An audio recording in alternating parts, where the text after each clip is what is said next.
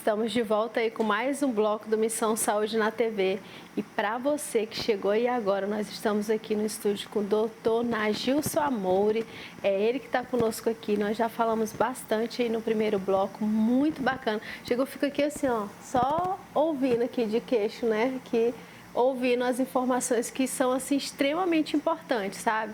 Informações aquela que às vezes você não encontra ali no livro, ali alguns detalhes aí. Então, são essas informações aqui, tá? E nós estamos falando aí de pólipos, né, do sistema digestivo. Tá bem interessante.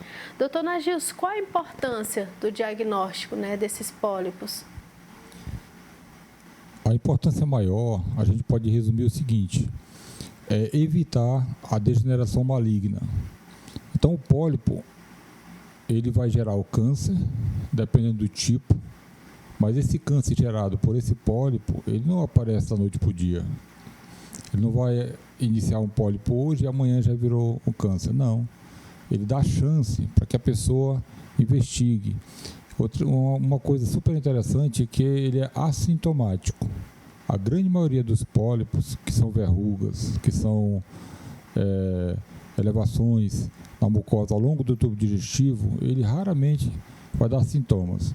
Mas, assim, o pólipo adenomatoso, principalmente, ele tem potencialidade de se transformar no câncer ao longo de 5 a 10 anos.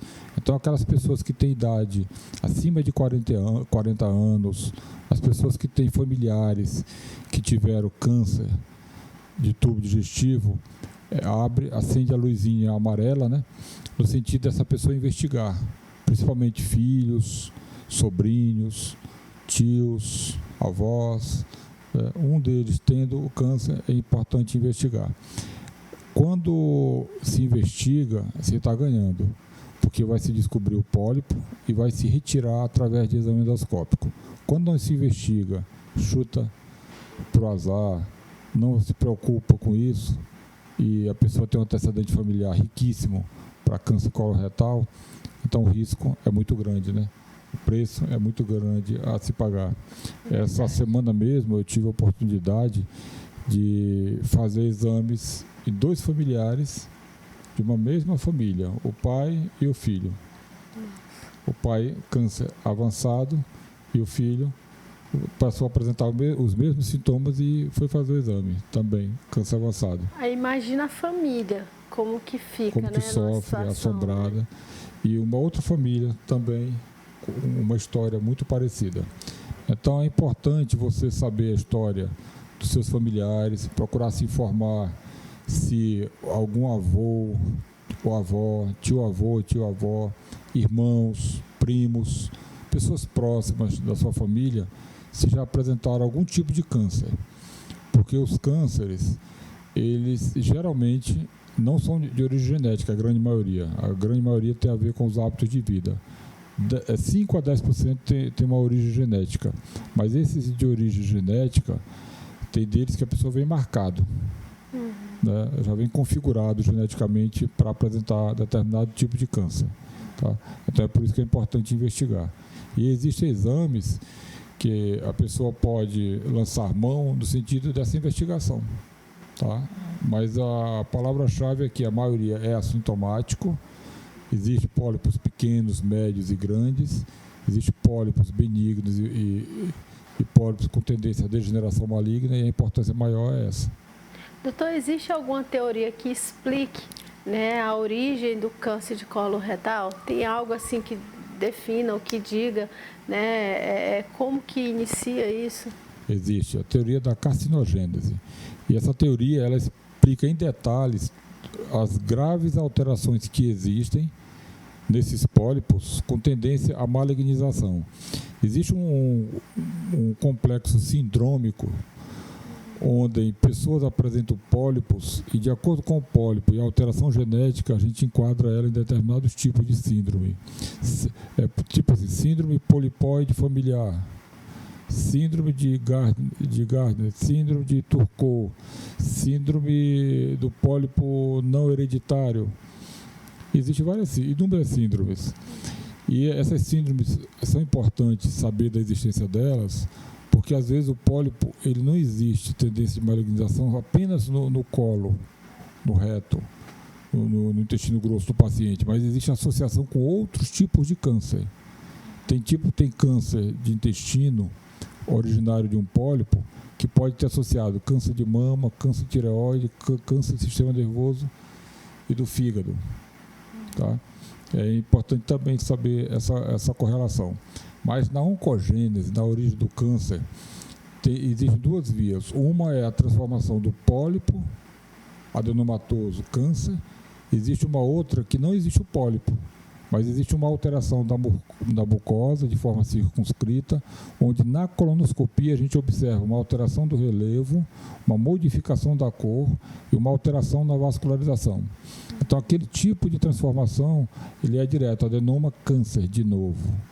O nome é esse. Então, é o formato pólipo, transformação pólipo, adenoma, câncer, e o formato câncer de novo, através de uma lesão não polipóide do colo. São as duas vias bastante estudadas, e se estudando de forma mais aprofundada, a gente vai ver que existem síndromes polipóides, que existem mais de 1000 alterações genéticas desse indivíduo que leva o paciente a ter aquela forma de câncer. Uns cânceres mais agressivos, outros menos agressivos. Doutor, e quais assim, porque as pessoas sempre ficam muito curiosas, né, para saber como descobrir, né? Então, quais são os exames mais utilizados assim no diagnóstico desses pólipos? Como os pólipos são assintomáticos na grande maioria, e se a pessoa não tem histórico nenhum familiar de câncer na família, ele deve, a partir dos 40 anos, realizar um exame endoscópico alto e o exame endoscópico baixo. O exame endoscópico alto, ele é a endoscopia digestiva alta, que pega esôfago, estômago e uma parte do intestino. Geralmente, se a pessoa tem um pólipo assintomático e pequeno, ele já é visto através desses exames, e esse pólipo é retirado através da endoscopia, onde o paciente é sedado, não sente nada. É um exame tranquilo, simples. Esse pólipo retirado é mandado para estudo, para fazer o estudo histopatológico. Aí que vai ser classificado como um pólipo hiperplásico, como um pólipo inflamatório, como um pólipo adenomatoso. E esse adenomatoso vai se ver se ele é viloso ou se ele é tubular. Então, são duas vertentes de pólipo adenomatoso altamente malignos, com formatos diferentes, que pode acometer e prejudicar a saúde do paciente, levando até o óbito se não for cuidado a tempo. Daí a importância do pólipo. Então, existe o aspecto macroscópico. Quando a gente está fazendo o exame endoscópico, a gente já sabe, já imagina que aquilo dali é benigno ou maligno, mas o que vai confirmar mesmo é o exame histopatológico, é a microscopia. Para se saber se o paciente tem uma polipose, uma lesão pré-maligna no cólon, aí o exame indicado é a colonoscopia. É o exame mais completo, onde o paciente é sedado, é deitado de lado, é feito o procedimento endoscópico, o paciente não sente nada e passa o aparelho com visualização direta através de uma câmera, e ali, se tiver pólipo, ele é retirado, encaminhado para estudo e visto o tipo histológico. E a partir dali é dado o segmento. Se o paciente tem 40 anos, fez uma colonoscopia, não tem histórico nenhum familiar de câncer coloretal, então a gente orienta que 5 anos depois ele deve fazer um novo exame de colono, e assim sucessivamente. Se for encontrado um determinado tipo de pólipo, principalmente se for adenomatoso, que pode ser da linhagem tubular ou da linhagem vilosa, com possibilidade grande de se transformar em câncer, então esse paciente que teve o pólipo retirado, não foi visto mais nenhum, mas no ano seguinte ele tem que repetir, porque pode ser que tenha algum pólipo atrás de alguma dobra que não foi visto, tá? Se for um câncer, um pólipo já com transformação, com degeneração maligna, aí a conduta é sua retirada e a observação pela histopatologia de ver se esse câncer ele é restrito à mucosa, se ele é in situ, ele não penetrou de forma profunda na lâmina própria, ou se já passou a lâmina própria. Se ele passou a lâmina própria, ele já é considerado invasivo. Então, esse paciente tem que ter um segmento adequado dele e, dependendo da profundidade da evasão, às vezes é indicada até cirurgia daquele segmento. Então, o paciente é operado e retirado daquele segmento e observado através dos protocolos médicos específicos na parte de oncologia. Doutor, e uma dúvida que a gente escuta frequente é em relação ao preparo, né? Todo mundo sempre fica na dúvida de como realizar o preparo para estar realizando esses exames, para estar fazendo esses exames. O senhor pode falar aí para o nosso telespectador como é? Porque sempre eu vejo as pessoas perguntando, né? E às vezes elas ficam, porque um fulano falou isso. Não, agora vocês vão ouvir do doutor Nagilson, tá, gente? Pode falar. É importante o preparo. Qual o objetivo da endoscopia e da coluna? É a gente visualizar de forma clara e tranquila e com responsabilidade a mucosa em todo o seu trajeto. Se tiver sujeira, se tiver fezes, se tiver alimento, não pode ser dado o diagnóstico preciso com responsabilidade de que o paciente não tem nenhum problema de saúde. Então, o preparo é um preparo simples, onde se utiliza substâncias mais associado a líquidos, água de coco ou algum suco, no sentido de diluir aquele preparo e a pessoa tomar no dia anterior do exame em frascos de 200 ml a cada meia hora até completar aquela solução preparada. Mas assim, qual o mais importante? É que a pessoa se convença da importância daquele exame e ajude, colabore. Porque 2 dias anteriores ou 1 dia anterior ao exame, a pessoa tem que ingerir mais dieta líquida, dietas laxantes, leves, para que colabore e que o resultado do preparo tenha êxito. Aí a pessoa vai para o exame com o intestino limpo, né?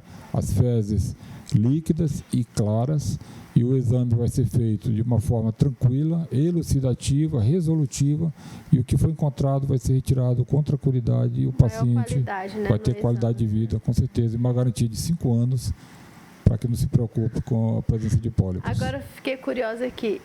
Acontece muito, por exemplo, sempre que vai marcar lá um exemplo na clínica, vocês passam essas informações, né, para o paciente, como ele tem que fazer o preparo. E quando chega lá, acontece muitos casos de não estar preparado, de ser um exame super difícil, ou não, ou as pessoas se preparam direitinho, faz tudo certinho. A grande maioria das pessoas se prepara direitinho. A gente na clínica, lá no Medical Center, a gente tem uma orientação por escrito e a nossa secretária e a gente conversa com o paciente no sentido dele entender o que está escrito. Ele vai para casa, toma a medicação direitinho, obedece, geralmente obedecem, e o exame é feito com a maior tranquilidade. Se o paciente chegar, for constipado ou tiver já semi-obstruído por um processo tumoral, então o preparo não vai ficar adequado. Aí a gente reorienta, continua o preparo, assim, melhora mais ainda, e no dia seguinte a gente complementa o exame, faz o exame. Mas antes de fazer o exame, a gente faz o toque retal. O toque retal tem uma importância assim, primordial na área médica, não só na parte de gastroenterologia, da parte de coloproctologia, até no trauma. Porque o toque retal, a gente vai observar antes de fazer o toque, se a pessoa tem hemorroidas, se tem fissura, se tem fístula, se tem pólipo. E o aspecto da mucosa, a gente vai ver a próstata no homem, vai ver o colo do útero na mulher, pelo reto dá para sentir um colo bem preparado. Se tiver algum anexo, alguma tumoração, a gente já informa para familiar, para procurar um outro profissional que possa ser encontrado algo de diferente nessas partes, né? Mas a gente vai observar o esfíncter, se tem uma tonicidade boa, e vai relaxar o canal anal para facilitar a passagem do aparelho. O exame em si é um exame tranquilo, o aparelho é flexível, não existe aquela ideia do leigo de pegar o aparelho e vai passando. Não é assim. Coloca, aspira em luva, dobra a pontinha dele, é bastante maleável. Na ponta do aparelho tem uma câmera que filma tudo. Quando a gente quer retirar um pólipo, entra uma alça de polipectomia bem fininha, abraça o pólipo, cauteriza, retira, e a gente percorre todo o intestino. Então, como é de baixo para cima, a colonoscopia, então passa pelo ânus do aparelho, pelo reto, sigmoide, descendente, atravessa o abdômen, né? Aí desce pelo colo ascendente, chega no seco e entra no íleo. Então, a gente faz biópsia seriada, dependendo da indicação, e se for encontrado algum pólipo, ele é retirado e encaminhado para estudo. Se a gente entra e encontra já um câncer já estabelecido, um câncer infiltrativo, úlcero vegetante, ou alguma lesão sangrante, a gente também tem como parar essa lesão sangrante, mas a gente faz biópsia, que é o mais importante. Para iniciar qualquer tratamento, na parte de oncologia, tem que se ter em mão o resultado da biópsia para se saber qual o protocolo a ser seguido. Para utilizar, né? Doutor, e quais são os sintomas dos pólipos no esôfago, no caso?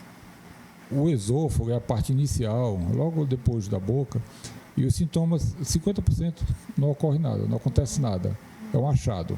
Quando o paciente passa a sentir dificuldade de deglutir, dor em aperto retroesternal e perda de peso e às vezes até hemorragia, ou vomita e o pólipo, se for na porção proximal, ele sobe e tende a obstruir a epiglote. Aí, nesses casos, são aqueles pacientes assim, de mais idade, que o nível cultural ele não se adapta à modernidade e geralmente ele esconde, dificulta. Quando ele vem a reclamar para a família, às vezes está bem obstruído e o pólipo está grande, que às vezes até a endoscopia para entrar e fazer o procedimento de visualização direta já fica mais difícil de dar o diagnóstico.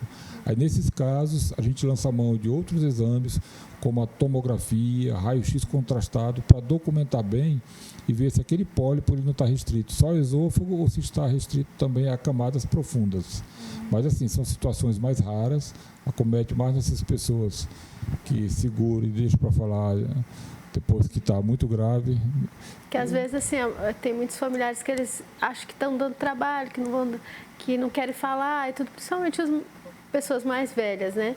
E aí eles acabam trazendo mais problema ainda por não falar, né? Então, por isso a importância de sempre estar falando, né? A qualquer sinal, a qualquer sintoma, fale, né? Diga o que está sentindo, que aí vai ser, com certeza, vai ser mais fácil do que deixar o negócio fluir, né, doutor? Isso. Então, é muito importante estar falando. Gente, a gente já está terminando. Meu Deus do céu, o segundo bloco já está indo, viu? Não saiam daí, que já já a gente volta com mais um bloco do Missão Saúde na TV. Drogaria São Lucas, onde você encontra uma linha completa de medicamentos e cosméticos. Nossa família cuidando da sua. Dá uma passadinha lá, fica lá na Avenida Paraíso 1001, em frente à Praça da Liberdade. Lá tem o melhor atendimento para você.